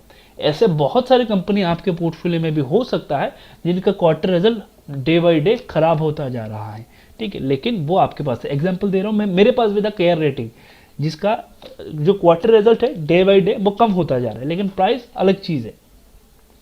तो ये जो न्यूज़ है, कंपनी है, तो ये सारी चीज़ें होते रहेंगे। अब आप इसलिए डर रहे हैं, रीज़न ये है कि वो आपके पास शायद होगा, आप होल्डिंग पे रखे होंगे, इसलिए आप डर रहे होंगे। तो इन सारी चीज़ों पे डरना नहीं है, इवेंट बनता है, इवेंट बनना नॉर्मल सी चीज़ है। एक स्टॉक खुद सोच के देख लीजिए, अगर किसी स्टॉक को 100 से लेके 1000 तक जाना है तो वो अप्स एंड डाउन्स पे जाता है, ये सबको पता है, जिग इसका सिचुएशन है। तो नीचे आने के लिए रीज़न भी तो चाहिए होगा। अगर नीचे नहीं आएगा, ये कितना भी मल्टीबैगर हो, ये कितना भी बढ़िया कंपनी हो, अगर वो नीचे नहीं आएगा तो वो जो बहुत सारे लोग बैठे हुए खरीदने के लिए, वो कैसे खरीद पाएंगे, है ना। वो बहुत सारे लोग, जैसे कि अल्ट्राटेक सीमेंट कोई छोटा मोटा कंपनी नहीं है, राइट। तो लोग खरीदेंगे कैसे? अगर कोई इवेंट नहीं होगा, नेगेटिव इवेंट नहीं होगा, तो वो नीचे क्यों आएगा? वो हमेशा प्रॉफिट ही दे रहा है तो वो नीचे क्यों आएगा? नॉर्मल सी बात है, वो नीचे आएगा नहीं। तो इवेंट होना बहुत ज़रूरी है, क्वार्टर रिजल्ट ऊपर नीचे होना भी बहुत ज़रूरी है। अगर वो कंटिन्यूस, ऐसे भी बहुत सारे कंपनीज है जिनका क्वार्टर रिजल्ट बढ़िया है लेकिन वो नीचे आ रहे हैं। वी मार्ट चेक करिए एक बार, क्वार्टर रिजल्ट बढ़िया से बढ़िया है लेकिन वो नीचे आ रहा है। तो इन सारी चीज़ों पे ज़्यादा उतना पैनिक सिचुएशन क्रिएट नहीं कर लेना है। आपको समझना है कि स्टॉक का डायरेक्शन किस तरफ है, आप सही है कि गलत है।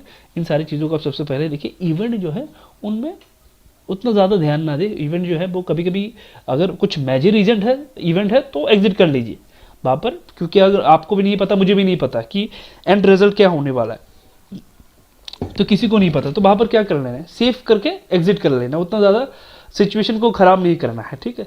क्योंकि मुझे भी नहीं पता उसका एंडिंग प्रोडक्ट क्या होगा, क्या रिजल्ट आने वाला है, तो किसी को नहीं पता, इसलिए क्या करते हैं हम लोग, एग्जिट कर लेते हैं, उतना इंतजार नहीं करते। लेकिन अगर क्वार्टर रिजल्ट की बात है, ऊपर नीचे हो सकता है, उनमें पैनिक नहीं होना है, ठीक है।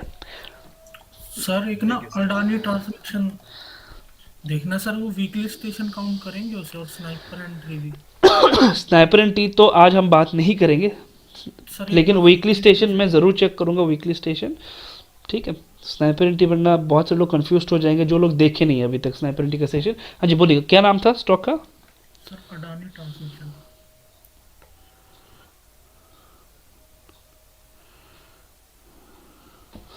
चलिए चेक कर लेते हैं।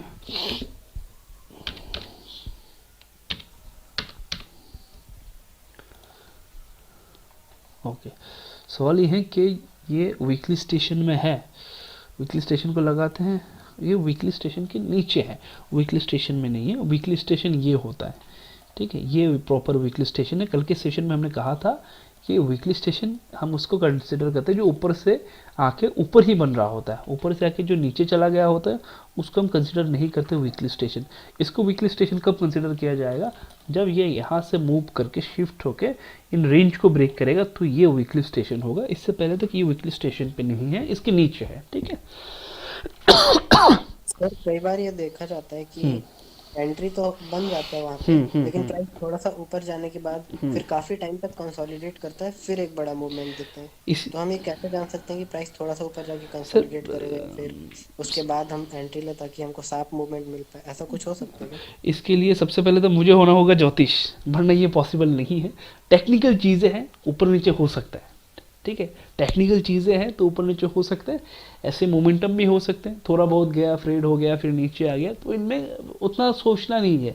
मुझे सबसे इम्पोर्टेंट है कि जहाँ पर मैं एंट्री करूँगा मेरे एक स्टॉप लॉस होगा, एक टारगेट होगा क्लियर, या तो मेरा स्टॉप लॉस जाएगा या मेरा टारगेट जाएगा। आप लोग गलती कहाँ पर मैं करते हैं मैं वो भी बता दूँ, ठीक है। देखिए ये स्टॉक मार्केट है, 100% कुछ नहीं है इसमें, कुछ भी 100% नहीं है, ठीक है। पहला चीज़ तो आप लोग गलती कहाँ पर करते हैं मैं आपको बताता हूँ। पहला पोजीशन आप बनाते हैं, नीचे आ गया, दूसरा पोजीशन आप बनाएंगे वो भी नीचे आ गया, तीसरा पोजीशन आप बनाएंगे वो भी नीचे आ गया, अब फंस गए वहाँ पर। आपको क्या करना है, सीक्वेंस को समझिए। सबसे पहले पोजीशन बनाऊंगा, इसके एक स्टॉप लॉस डालूंगा, एक टारगेट डालूंगा, जो भी होगा इंतज़ार करूंगा। इससे इस समय के बीच कोई भी बेहतर स्टॉक आ जाएगा, इग्नोर करेंगे। क्या करेंगे, या तो ये स्टॉक मेरा स्टॉप लॉस लेके जाएगा या तो मेरा टारगेट लेके जाएगा। जब ये स्टॉक मेरे कॉस्ट के ऊपर निकलना शुरू करेगा तब मैं क्या करूंगा, स्टॉप लॉस को ट्रेल करूंगा, उसके बाद न्यू पोजीशन पे ध्यान दूंगा। अब ये चलता रहे, नीचे आए तो स्टॉप लॉस जाएगा, बस नीचे आए तो स्टॉप लॉस जाएगा, जीएसटी के साथ निकल जाएगा कि एटलीस्ट जीएसटी मिल जाए मुझे, ठीक है। उसके बाद क्या करना है दूसरा पोजीशन बनाना है। हम करते क्या है, आज ये पोजीशन बनाए, कल वो पोजीशन बनाएंगे, परसों वो बनाएंगे, उसके बाद ये बनाएंगे। ये सीक्वेंस हमारा है, या तो स्टॉप लॉस या फिर टारगेट, या तो कॉस्ट के ऊपर निकलने दो, वरना पोजीशन मत बनाओ। ये सीक्वेंस अगर आप मेंटेन करते हैं, बहुत सारे लोग कहते हैं सर मेरा पैसा जो है वो फंस चुका है। क्यों फंस चुका है, क्योंकि आपने इस सीक्वेंस को मेंटेन ही नहीं किया। आपने क्या किया, आज इसमें पोजीशन, कल उसमें पोजीशन, परसों उसमें पोजीशन, उसके बाद इसमें पोजीशन। आपका कहाँ स्टॉप लॉस है, कहाँ टारगेट है, कुछ नहीं है आपके पास, ना आपका स्टॉप लॉस है ना टारगेट है, कुछ नहीं है। तो ये सीक्वेंस, ये सिचुएशन तो आपका बनना ही बनना है। आपको क्या करना है, सबसे पहले जो भी पोजीशन बनाएंगे उसका एक प्योर स्टॉप लॉस होगा, एक प्योर टारगेट होगा। ये दो ही काम कर सकता है, या तो वो मेरे स्टॉप लॉस को खा सकता है या तो मेरा टारगेट तक जा सकता है। जब तक वो नहीं जाता इस समय के बीच में कुछ देखूंगा ही नहीं। लेकिन बीच में एक काम कर सकते हो, जब वो मेरे कॉस्ट के ऊपर निकल जाए मैं कॉस्ट टू कॉस्ट एक स्टॉप लॉस डालूंगा, ट्रेल कर लूंगा। अब ये चलता रहे अपने हिसाब से, मैं अब किसी और जगह पे जाके फोकस कर सकता हूँ। इससे पहले मैं किसी और जगह पे फोकस ही नहीं करूंगा, ठीक है। तो उसको दो ही काम करना है, ये वो 3 दिन में करे, 2 दिन में करे, 1 दिन में करे, करना दो ही काम है, या तो स्टॉप लॉस या फिर टारगेट। आप लोग ये करते नहीं है, आप लोग क्या करते हैं, कोई डिसिप्लिन ही नहीं है। आज ये पोजीशन, कल वो पोजीशन, परसों उसमें बनाएंगे, उसके बाद उसमें बनाएंगे, कोई डिसिप्लिन नहीं है। और फिर आप लोगों को ये लगता है अरे मेरा पैसा जो है वो फंस चुका है, जो भी कैपिटल मैंने डाला है सारे कैपिटल जो है वो फंस चुके हैं। क्यों, क्योंकि आपका एक डिसिप्लिन होना चाहिए जो आपके पास नहीं है। डिसिप्लिन बहुत इंपॉर्टेंट है, डिसिप्लिन को मेंटेन करना बहुत इंपॉर्टेंट, ठीक है। स्टॉप लॉस ज़रूर हिट हो सकता है स्टॉप लॉस रखते इसलिए है ताकि मेरा जो लिक्विड कैपिटल है वो मेरे पास रहे। तो हम क्या कोशिश कर सकते हैं, जो स्टॉप लॉस है वो छोटा हो और जहाँ पर लगा रहे वो सिक्योर हो। आप लोगों को बहुत सारे स्टॉक्स मैं देता हूँ, डिस्कॉर्ड सर्वर पे भी देता हूँ। क्या आप लोगों को लगता है कि सभी स्टॉक में भी मैं पोजीशन बनाता हूँ? स्टॉक तो ऑलमोस्ट रोज़ दिए जाते हैं, तो क्या सभी स्टॉक में मैं भी पोजीशन बनाता हूँ? नहीं, कभी नहीं। आपके पास ऑलरेडी नॉलेज है, मैंने स्टॉक दिया हुआ है, आप स्टडी करेंगे कि इसमें जाना सही होगा क्या या उसमें जाना सही होगा। आप खुद से डिसाइड करेंगे आप किस में जाएंगे, ठीक है। क्योंकि आप सीखने आएंगे तो आप सीखेंगे सबसे पहले कि मैं किस में जा सकता हूँ, क्या मैं देख सकता हूँ। सर ने ये दिया, 2 दिया, 3 दिया या फिर 1 दिया, मैं कहाँ पर बेस्ट एंट्री कर सकता हूँ, मेरा स्टॉप लॉस कितना छोटा हो सकता है, मैं कितना छोटा रख के जा सकता हूँ, कितना सेफ जा सकता हूँ। पूरा अगर आप मेरे ऊपर डिपेंडेंट है तो लॉन्ग टर्म के लिए इस मार्केट में कभी भी सस्टेन नहीं कर पाएंगे। सोचिए इस तरह से कि मैं लॉन्ग टर्म इस मार्केट में सस्टेन करूँ। सबसे इम्पॉर्टेंट मैं अपने कैपिटल को सेव करूँ। देखिए जो छोटे अकाउंट है 1 लाख 2 लाख 3 लाख वो तो ठीक है, वो कुछ भी डिसीजन ले लेते हैं। अब जब हम लोग ट्रेड करते हैं, जो पोर्टफोलियो साइज़ है वो 5 CR है, 6 CR है। मेरे जो फैमिली अकाउंट है, जो फैमिली अकाउंट हम लोग कैरी करके रखे हैं, उनका जो पोर्टफोलियो साइज़ है वो 8 CR का है, ठीक है। तो इसमें क्या होता है हर एक स्टेप बहुत इंपॉर्टेंट होता है। मुझे चाहिए सिर्फ 2 से 3%, 4%, उससे ज़्यादा चाहिए नहीं। मंथली का 3% मिल जाए, 4% मिल जाए, काफ़ी है मेरे लिए। लेकिन मेरे लिए इंपॉर्टेंट क्या है, मेरे लिए इंपॉर्टेंट है कैपिटल सेव करना। जो मेरा कैपिटल है उसको सेव करना सबसे इंपॉर्टेंट है। अगर मेरा कैपिटल सेव है उसके बाद कुछ भी हो जाए, 3% भी आ जाए मंथली का काफ़ी है, मेरा 4% भी आ जाए काफ़ी है। तो सबसे इंपॉर्टेंट है कैपिटल सेव करना। वो तभी आप कर पाएंगे जब एक प्रॉपर डिसिप्लिन के साथ आप काम करेंगे। इस मार्केट में आप रोज़ रोज़ पैसा नहीं कमाएंगे, 2 महीना आपके लिए काफ़ी है। हम करते ये है कि 2 महीना कमाते हैं और बाकी 10 महीना जो कमाए हैं उसको दे देते हैं। और कुछ लोग उन 2 महीनों में भी कमा नहीं पाते क्योंकि उनका पोजीशन नेगेटिव में चल रहा होता है। पोजीशन डर के मारे ना स्क्वायर अप किया जाएगा ना न्यू पोजीशन बनाया जाएगा। इसलिए डिसिप्लिन को बहुत स्ट्रिक्टली फॉलो करें। ये स्टॉक मार्केट है, अकाउंट भी खाली कर देगा और साथ ही साथ ज़िंदगी में आफत भी ले आएगा। तो ये डरने की चीज़ भी है, ऐसा नहीं है कि बहुत सीख लिए हो गया कर लेंगे, नहीं, डरने की चीज़ भी है, ठीक है।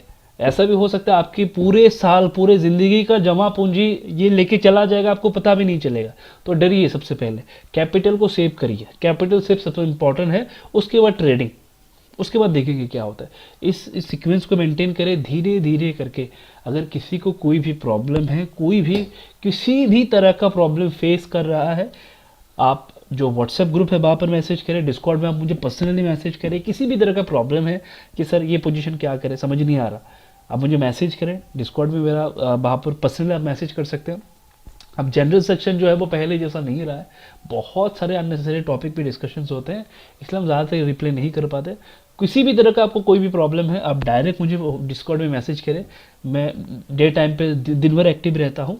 अगर मैं एक्टिव नहीं रहा तो भी मैं आपको एक बार इन्फॉर्म कर दूंगा, अगर मैं एक्टिव रहा तो आपको जो भी आपकी क्वेरीज हैं मैं वहाँ पर आपको ज़रूर सॉल्व करूँगा, ठीक है।